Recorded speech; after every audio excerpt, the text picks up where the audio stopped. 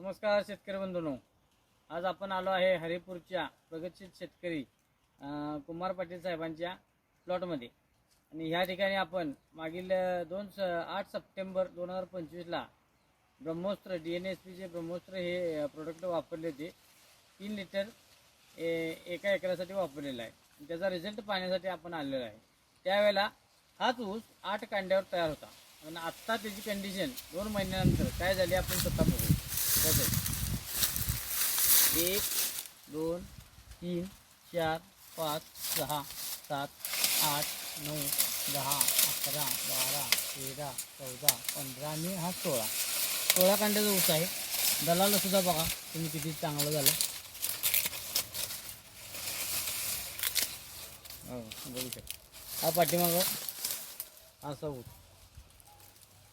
वाहनाची हिरवीपणा पायाची वगैरे टिकून आहे आणि वजनामुळे हा ऊस पडला आहे. सरांनी दाबून घेतला आहे पाणी झाल्यानंतर, त्यामुळे हा व्यवस्थित आहे, मोडामोडी काही झालेली नाही.